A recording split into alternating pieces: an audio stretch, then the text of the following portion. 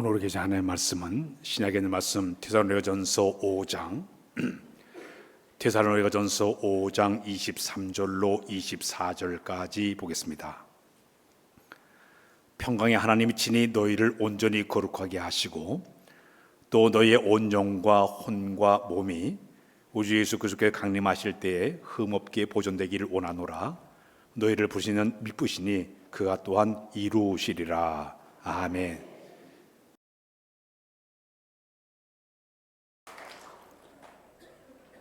할렐루야. 할렐루야. 우리나라의 고사 성어 가운데 유비무환이라는 단어가 있습니다.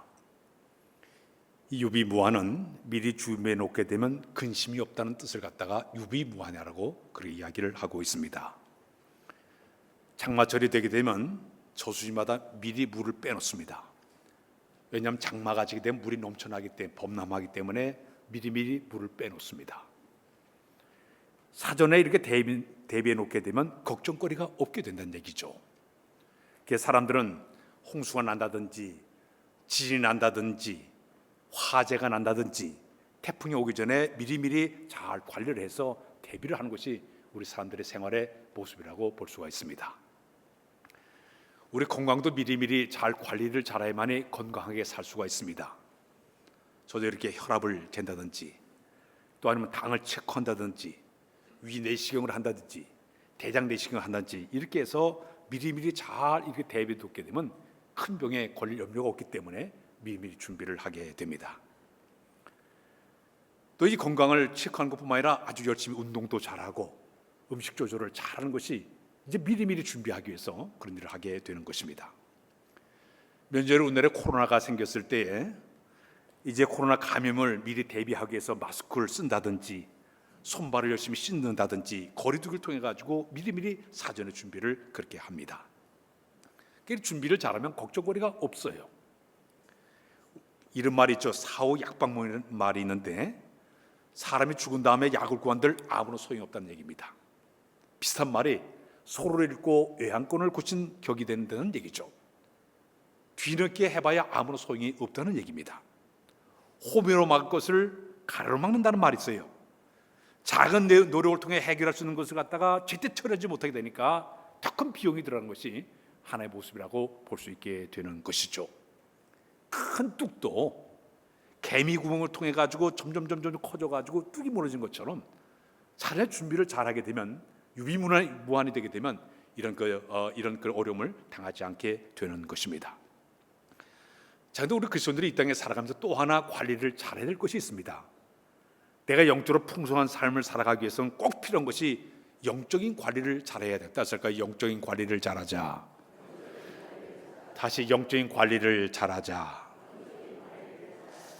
오늘 이 본문을 보게 되면 사도 바울이 데살로니가 교인들에게 자, 너희가 관리를 잘해야 되는데 뭐를 관리를 잘하는가 하면 오늘 5장 23절 한번 읽고 넘어가겠습니다. 시작. 평강의 하나님이 친히 너희로 온전히 거룩하게 하시고 또 너희의 온 영과 혼과 몸이 우주 예수 그리스도께서 강림하실 때 흠없게 보존되기를 원하노라.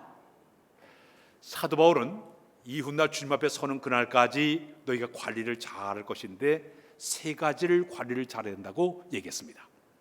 첫 번째는 영. 히브리 말로 하게 되면 루하흐라는 얘기를 쓰고 있습니다. 헬라 말로 푸뉴마라는 말을 쓰고 있는데 영혼 관리를 잘하라는 뜻이죠. 두 번째는 혼을 관리를 잘하라. 혼은 소울. 얘기해서 이거면 정신을 잘 관리를 하거라. 세 번째는 육을 잘 관리하라. 이 몸 흙으로 만들었기 때문에 이 바디 우리 육체를 갖다 잘 관리하라.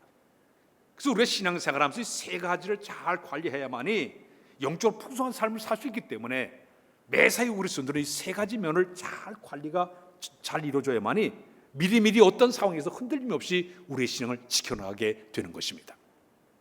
그래서 오늘 아침에는 세 가지 관리하는 이야기를 여러분들과 나누려고 하는데 첫 번째는 우리의 몸, 육체를 잘 관리해야 된다. 그래서 육체적으로 관리를 잘하자. 성경 하나 읽고 넘어갑니다. 고린도전서 6장 19절로 20절을 읽겠습니다. 시작. 너의 몸은 너희가 하나님께로부터 받은 바 너희 가운데 계신 성령의 전인 줄을 알지 못하느냐? 너희는 너희 자신의 것이 아니라 값으로 산 것이 되었으니 그런즉 너희 몸으로 하나님께 영광을 돌리라. 우리 몸이요, 하나님의 성령님이 거하시는 전이라고, 성전이라고 얘기를 했습니다. 그래서 우리 몸을 갖다가 함부로 굴리거나 제멋대로 살아가게 되면 이 거룩한 성령님이 우리 가운데 거하시기 불편해요. 우리 몸에 성령님이 거하시기 굉장히 괴로워요. 그래서 우리가 살아가면서 뭐 내가 내 몸 내 마음대로 하면 되지, 아니에요. 우리 몸은 주님의 것이 값으로 산 것이 되었으니 주님의 거룩한 몸이기 때문에 우리 몸을 잘 관리를 잘해야 됩니다. 내가 몸을 잠을 관리해서 술을 많이 마시게 되면요, 간암에 걸려 일찍 세상 떠날 수 있어요. 담배 많이 피우게 되면 폐암에 걸려가지고 일찍 세상을 떠나는 분도 계셔요. 마약에 손을 대가지고 자기 몸을 망가뜨리는 사람들 많아요. 제가 저 공주의 가무소에 가서 몇 번 설교했는데 가서 보니까 이 마약에 중독이 돼가지고 거기 끌려온 사람들 많아요. 한 400명이 예배드는데 보니까 눈이 크게 해가지고 뭔가 멀건해요. 이 몸 관리를 마약 때문에 그렇게 돼서 그렇게 살아가는 사람들이 있습니다. 관리를 잘 못한 사람들입니다.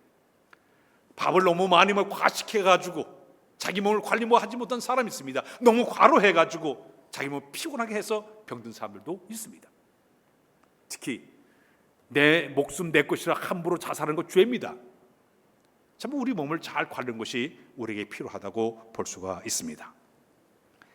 우리나라에 처음으로 기독교가 들어온 지 이제 140년이 흘러가고 있는데요, 한국의 초기에 사역하던 선교사들이 처음에는 우리나라 사람들에게 술과 담배 먹는 것에 대해서 관대했습니다.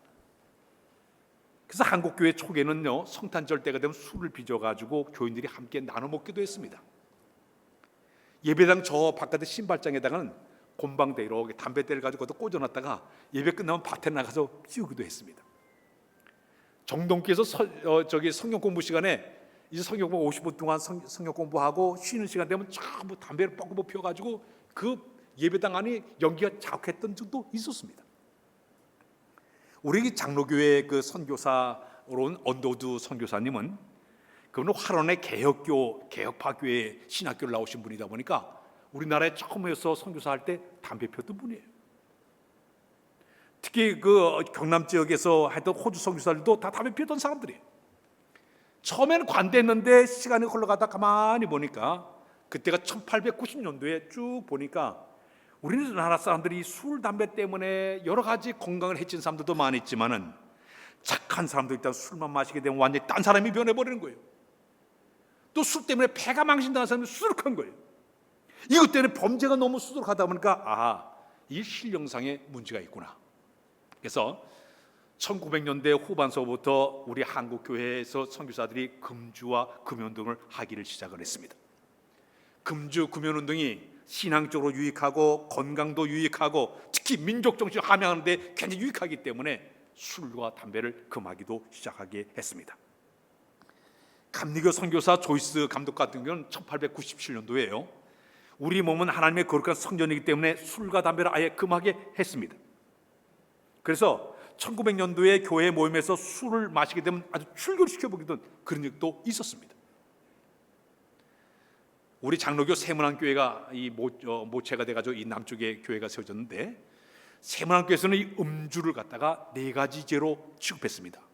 먼저 하나님께 대한 범죄, 교회법을 어긴 죄, 부모와 형제들에게 함부로 떠들었기 때문에 광인이라고 해가지고 이거에 대한 죄, 맞으면 자기 몸을 망하게 하기 때문에 죄라고 규정하기도 했습니다. 이게 초기에는 선교사들이 우리나라 사람들이 절제력이 없어요. 절제력이 없다 보니까 한번 빠지게 되면 이 중독성이 강하다 보니까 헤어나지를 못하는 거예요. 당시에 그 술을 계산해보니까 1년에 우리나라 그 당시에는 170만 척을 갖다가 술로 소비를 했다고 얘기합니다. 담배로 한 3,530만 원, 지금이야 뭐 아무 돈이나 그 당시 이 돈을 갖다가 이 거액의 돈을 연기로 다 날려버린 그것을 보면서 우리 민족이 잘 살기 위해서 이것부터 우리가 교회가 먼저 실천운동하자, 절제운동하기를 시작을 했습니다. 죄와 구원의 문제가 아니라 건덕상의 문제, 또 민족을 살리기 위해서는 우리가 먼저 교회가 절제하자. 옛날에는, 지금은 안 나와요. 옛날에는 찬송가 안에 금주가가 있었습니다. 저도 기억이 나요. 무곡 찬송가가 이렇게 있는데 거기 보면 금주가 370몇 장으로 내가 기억하는데, 제가 한번 불러볼까요? 거기 그 금주가에 보면 금수강산 내 동포요 술을 입에 대지 마호 건강기력 손상하니 천치 될까 늘 두렵다 아 마시지 마라 구술 아 보지도 마라 구술 우리나라 복받기는 금주함에 있느니라. 2절도 해볼까요? 폐가 망신될 독주는 빚을 어이 마시면서 자녀 교육 위하여는 일전 한 푼 안 쓰려네. 아 마시지 말거든. 옛날에는 교회 가면 짊어지 이것부터 우리가 다 진료를 받아가지고 가책을 받게끔 그러면서 우리나라가 지냈던 적이 있었습니다. 여러분, 죄 구원 문제를 다루기 전에 건덕성에 한 개인의 신앙의 거룩함을 유지하기 위해서, 성결함을 유지하기 위해서 건덕성의 문제가 되기 때문에 절제하는 의미 속에서 우리나라는 특별히 이걸 제정하게 되었습니다. 우리가 살아가면서 육체를 잘 관리한다는 것은 하나님 앞에 내 이 아름다운 이 몸을 갖다 관리를 잘해서 하나님의 거룩한 성령의 종으로 쓰임받게 만들기 위해서 이것이 영적으로 풍성한 삶을 사는 데 필요하기 때문에 육체적인 관리를 잘하는 것이 우리에게 필요한 줄로 믿습니다. 제가 전에 여러분들에게 그런 얘기를 했습니다. 이미 예수 믿었으면 천국 가는 그날까지 건강을 잘 유지해야 되는데 99881234 99세 가서 팔팔하게 사시다가 1, 2, 3일 동안 앓다가 마지막 사흘째 돌아가는 것이 우리의 꿈이 되어야 될 줄로 믿습니다.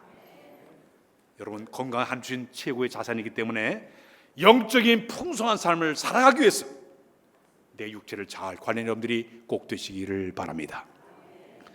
두 번째는 정신적인 관리를 잘 해야 됩니다. 특히 정신적인 건강은 우리의 삶의 질에 매우 중요한 역할을 하고요. 특히 신앙생활에도 엄청난 역할을 하고 있습니다. 이 정신 관리를 잘 하지 못하게 되면 여러 가지 우울증에 걸린다든지 불안이라든지 스트레스 때문에 조울증에 걸리기도 하고요, 정신분열증에 걸리기도 하고요, 공황장애에 걸리기도 하고 여러 모양 때문에 삶의 질도 아름답지 못하고 특히 교회 생활 속에서 상당한 어려움을 당하게 됩니다. 우리나라 연예인들 보면 공황장애에 걸린 분들이 굉장히 많아요. 이상민, 룰란가? 이 양반 10년 동안이나 공황장애에 걸려가지고 약을 지금까지 먹고 있어요. 약을 안 먹게 되면 가슴이 두근두근대고 호흡이 곤란하고 그리고 또 거기다가 불안공포가 막 오다 보니까 숨이 크게 막히다는 거예요. 특히 연예인들이 사람들 시선이 너무 많이 있다 보니까 이 불안장애 때문에 그 고통을 받고 있다고 그렇게 이야기를 하고 있습니다. 몇 년 전에 우리나라에서 이 성경 공부 시간에 무슨 성경 공부를 하는 상한 감정을 치유하는 그런 성경 공부가 있었습니다. 사람들이 태어나면서부터 그 말로 바꿔 쓴뿌리를 제거하는 말이 나오는데 이 말의 의미가 뭐냐 하면 우리 사람들이 태어나면서 자라나는 과정 속에서 부모로부터 한번 잘못된 것을 이 감정을 딱 가지니까 이게 쓴뿌리가 되었던 거예요.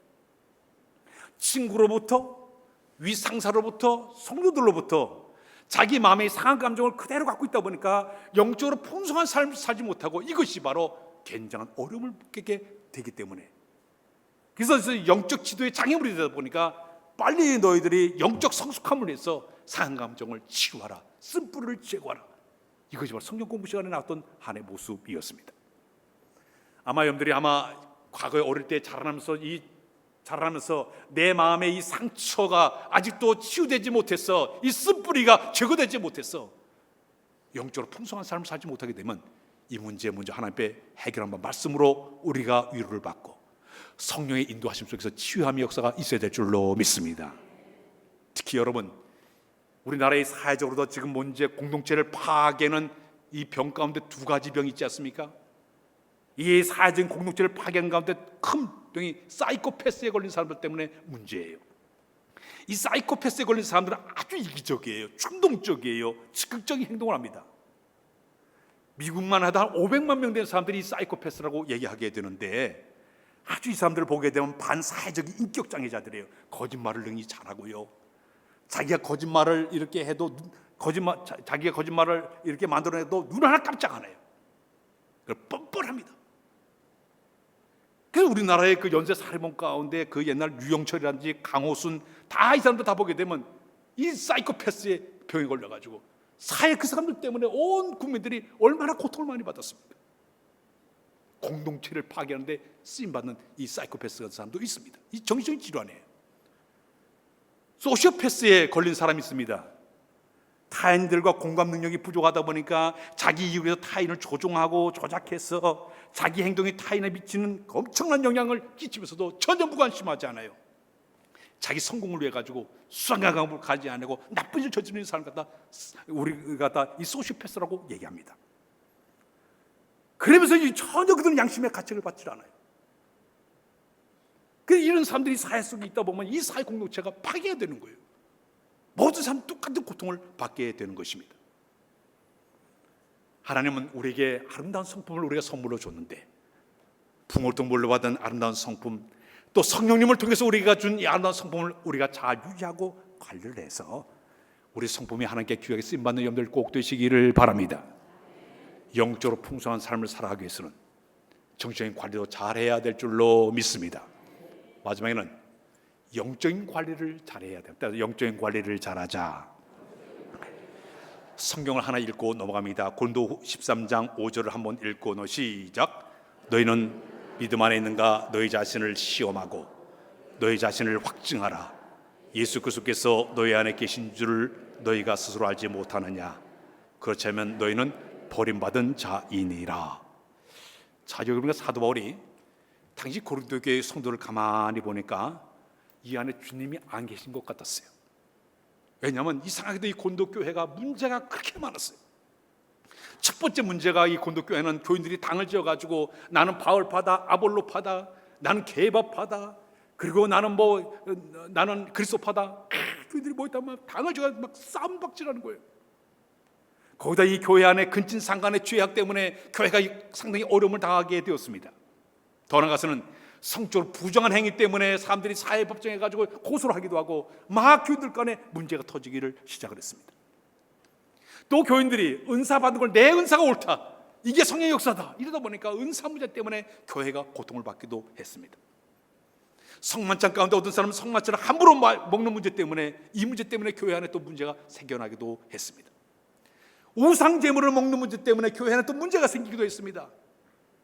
그러니까 사도 바울이 자기가 피땀을 1년 6개월 동안 교회를 개척해서 교회를 이렇게 잘 키워왔는데 이런 문제로 교회가 막 어지러지다 보니까 사도 바울이 그들을 엄중하게 책망하고 회개를 촉구하면서 너희가 왜 그리스도의 몸된 교회를 찍고 앉아있느냐? 너희 몸이 하나님의 거룩한 성전인데 왜 부족한 걸 가지고 성전을 더럽히고 있느냐? 고린도 교회 성도들의 죄를 지적을 하고 회개를 촉구했습니다. 그랬더니요, 몇몇 사람들이 사도 바울을 갖다가 싹 공격하기 시작합니다. 당신 누가 사도로 만들었어? 12사도가 아니라 당신 사도권이 없는데 함부로 말을 해. 시비를 걸고 역공하기를 시작했습니다. 그 얘기를 듣자 사도 바울이 이 얘기 고린도 후서 바로 13장 5절을 쓰면서 너희가 정말 믿음이 있는가? 너희 자신을 시험해보고 확증하라. 이 말하면 너 스스로 살피면서 남을 비난하고 공격하기 전에 너 자신을 한번 들여다보고 내가 살펴보면서 내가 죄가 없는지 믿음의 사람인지 스스로 한번 돌아봐라. 사도들이 강하게 얘기를 했었어요. 너 자신이 정말 믿음 있는 사람인지 스스로 점검하고 확고한 믿음에 서라고 강하게 사도 바울이 지적을 했어요. 우리가 신앙생활하면서 우리 자신을 돌아보는 방법들을 크게 나누면 세 가지 방법이 있습니다. 첫 번째는 자기 스스로 돌보는 것, 자기 스스로 돌아보는 것도 첫 번째 방법이 되겠죠. 그러나요, 두 번째는 다른 사람들이 바라보는 시선도 똑같이 자기 자신을 발견하는 비결이에요. 다른 사람들이 다 바라보는 것도 똑같은 시선이에요. 마지막에는 뭐냐? 저 하나님 나를 바라보실 때 내가 온전한 사람인가 바라봐야 되는 것입니다.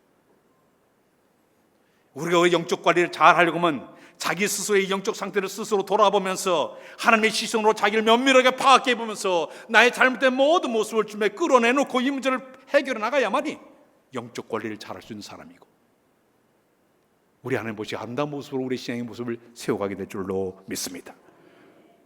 병원에 가게 되면요, 진찰받기 전에 문진표를 작성합니다. 혹시 이 사람이 유전적인 어떤 관계 속에서 가족력이 혹시 있는가, 혈압이나 당뇨를 보면 다 가족력을 다 조사를 하게 됩니다. 또 생활 습관도 조사를 해가지고 술 얼마나 마십니까, 담배 얼마나 피웁니까, 일주일에 운동을 매번 다 문진표를 다 작성해요. 그 사람의 잘못된 그 병이 발견되게 되면요, 옷을 홀딱 벗겨서라도 해부서라도 그 자리 갖다가 수술해가지고 떼어내버려요. 마찬가지예요.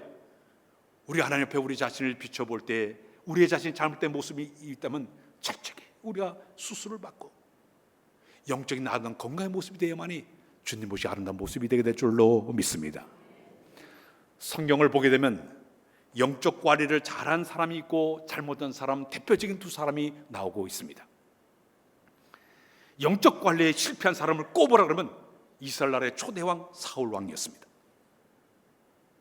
그는 처음에 하나님께 이제 선택받아가지고 왕으로 그가 올라갔을 때 사무엘 선지자가 그에게 와서 기름을 부어가지고 그에게 왕으로 세웠습니다.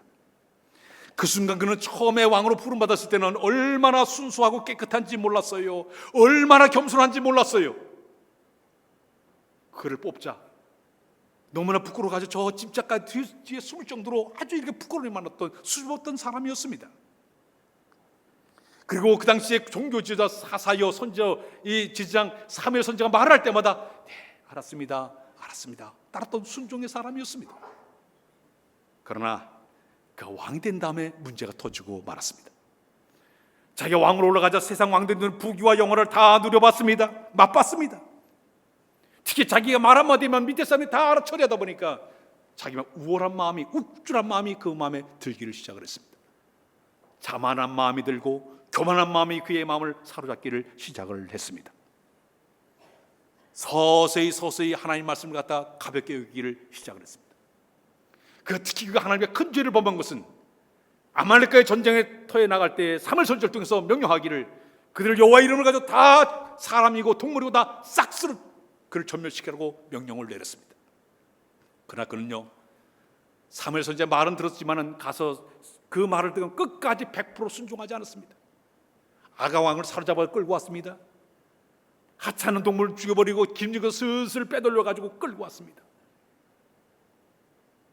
끌고 와가지고 사무엘 선지자가 당신 왜 하나님 말씀 듣지 않냐 하니까 내가 하나님께 제사 드리려고 가져왔다고 거짓말하게 됩니다. 전쟁터에 나갔다가 사무엘 선지자가 조금 늦는다고 자기가 월권해가지고 자기가 하나님께 지상이라는 사람이 왕이라고 제사를 드렸습니다. 번제를 드렸습니다. 눈에 뵈는 게 없었습니다. 그러자 이 하나님께서 이 사무엘 선지자를 바라보시면서 마음이 괴로웠어. 사무엘 선지자께서 이런 말씀을 전달했습니다. 사무엘상 15장 11절 한번 읽고 넘어 시작. 내가 사울을 왕으로 세운 것을 후회하노니 그가 돌이켜서 나를 따르지 아니하며 내 명령을 행하지 아니하였음이라 하신지라. 사무엘이 근심하여 온 밤을 여호와께 부르짖느니라. 처음에는 그렇게 순수했어요. 순종 잘했어요. 그러나 왕이 되고 나더니 이 교만한 마음과 자만한 마음에 쓱 들어오니까 하나님의 말씀을 가볍게 읽었습니다. 따르질 않았습니다. 그때 사무엘 선지자가 얘기했습니다. 왜 당신 핑계대고 왜 거짓말하냐? 그러면서 답을 주기를 사무엘상 15장 22절 23절 한번 읽고 넘어 시작. 사무엘이 이르되 여호와께서 번제와 다른 제사를 그의 목소리 천정한 것을 좋아하신 것 같이 좋아하시겠나이까? 순종이 제사보다 낫고 드는 것이 수용의 기름보다 낮아 더 내려갑니다. 이를 거역하는 것은 점치는 죄와 같고 완고한 것은 사신 우상의 저런 죄와 같음이라. 왕이 여호와의 말씀을 버렸으므로 여호와께서 왕을 버려 왕이 되지 못하게 하셨나이다 하니. 하나님께서 이 사울 왕을 세운 걸 후회하시더니 내가 그를 버렸다고 얘기했습니다. 버리되 끝난 것이 아니라 처음에 그가 왕으로 올라갈 때 기름 부어서 왕을 세웠지만 성령님을 확 거둬버리고 말았습니다. 성령이 떠나자 그 마음속에 이 악신이 그의 마음을 지배하기를 시작을 했습니다. 나래는 팽개쳐버리고 실성해가지고 헛소리를 하기를 시작했습니다. 그들은요, 끝내야 그 어떤 일까지 벌어졌는가 하면 그 당시에 블레셋이 쳐들어오게 되자 자기 마음에 두려움을 갖게 됐습니다. 성령이 떠오게 되니까 선지자로도 꿈으로도 우림으로도 두면 전혀 하나님이 응답하지 않는 거예요. 답답하니까 엔도레에 있는 무당을 찾아가지고 그거 가서 무당에게 찾아가지고 물어보지 않습니까? 결국 하나님께 버림당한 이 사울왕, 그는 끝내 전쟁터 블레셋과의 전쟁 길보아산에서 중상을 입게 됩니다. 여든 부하에게 자기를 죽여달라고 하니까 기름 문자를 함부로 죽일 수 없으니까 자기가 칼을 세워가지고 엎어져가지고 스스로 자살해서 죽게 됩니다. 그가 죽자 전쟁터에서 자기 3명의 아들도 거기서 다 죽음을 당해서 아예 왕의 시족을 멸절시켜가지고 그 마지막에 아주 이런 모습으로 끝나버리고 말았고, 블레셋 사람들이 와가지고 시체를 쭉 정리하면 사울왕이 죽은 것을 발견하고 그 갑옷을 벗긴 다음에 목을 잘랐습니다. 갑옷을 벗겨가지고 다른 나라, 다른 지역에다 다 보내버리고 목이 잘린 그 나머지 몸통을 갖다가 뱃산 성벽에 땅땅 박아가지고 보이는 사람들에게 이렇게 비참해 준 모습을 보이지 않았습니까? 처음에 왕으로 올라갔을 때 그 순수함을 잃어버렸더니, 겸손함을 잃어버렸더니 끝내는 이렇게 비참하게 하는 게 버림을 당하게 되고요, 사람들에게 손가락질을 당하게 되고 그 성벽에 매달려가지고 비참하게 죽은 사람이 바로 사울왕의 모습이었습니다. 이유는 간단해요. 처음에 순수한 영적 관리를 못했기 때문에 그런 결과가 나오고 말았습니다. 그러나 사울왕이 세상을 떤 다음에 두 번째 왕으로 올라간 사람이 바로 다윗 왕이었습니다. 그는 사울왕과 전혀 달랐습니다. 그는 베들레헴 들면 양을 치다가 15살에 그가 부름을 받아가지고 사무엘 선지자가 똑같이 그에게 성령의 기름을 부었습니다. 기름 부음을 받게 되자 그는 순간적으로 하나님 주신 놀라운 능력을 통해서 담대함과 열정과 무용과 지혜가 충만하게 되었습니다. 17, 18 약관의 이 소년이 블레셋의 거인 골리앗을 때려필 정도로 위대한 이란 사람으로 쓰임받게 됩니다.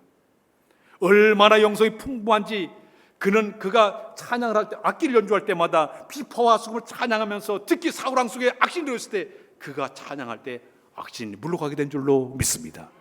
왜? 그는 성령의 사람이기 때문에.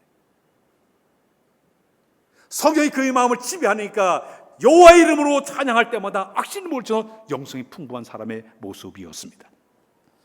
그는 전쟁터에 나갈 때마다 하나님 앞에 이런 고백을 했습니다. 저들 제 손에 붙이겠나이까? 그래, 내가 그들을 네 손에 붙였느니라. 알았습니다.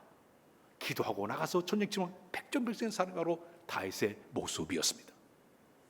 이스라엘 역대 왕이 한 40명쯤 되는데 거기 가장 위대한 사울왕을, 이 다윗 왕을 보게 되면 그는 3가지의 특징이 있었습니다. 그는 기도의 사람이었습니다. 아침과 점심과 저녁에 때는 밤늦게라도 침상에 요르저금 뜨겁게 기도했던 사람이 바로 다윗의 모습이었습니다. 왜? 영적 관리를 위해서. 두 번째, 그의 삶을 보게 되면 늘 찬양의 사람이었습니다. 비포와 숨 늘 찬양. 우리 시편을 보게 되면 그렇게 찬양을 통해서, 찬양은 곡조가 다른 기도지 않습니까? 찬양을 통해서 그는 영성을 계속적으로 영성을 갖다가 회복하기를 시작했습니다. 더욱이 그는 고람되어 하나님 앞에 늘 서 있다고 자기 자신을 비춰봤습니다. 하나님께 자기 자신을 비추니까 자기는 아무것도 아닌 존재를 깨닫다 보니까 겸손한 마음으로 하나님을 섬기는 사람으로 바뀌어지고 말았습니다. 특히 그의 영성의 클라이막스는 뭔지 아십니까? 사무엘상 24장에 보게 되면 사울왕이 다윗을 죽이려고 3,000명의 군사를 거느리고 쫓아다니기 시작했습니다. 그때 다윗이 엔게디 굴 속에 자기를 따른 600명의 사람들과 함께 그가 굴 속에 숨어 있었습니다. 그때 사울왕이 너무너무 뜨겁고 그러니까 자기가 낮잠 자기 위해서 굴 속에 들어오지 않았습니까? 그때 거기 있는 그 모아둔 부하들이 저 자기를 죽여 쫓아내는 사울왕을 죽여야 됩니다. 말만 하니까 죽이겠습니다. 그랬습니다. 그때 사울은 전혀 그는 이 다윗은 사울왕을 죽이지 않습니다. 어떤 얘기하면 사무엘상 24장 5절과 6절을 보게 되면 이런 얘기가 시작. 그리한 후에 사울의 옷자람을 베고 말미암아 다윗이 마음이 찔려 내려갑니다.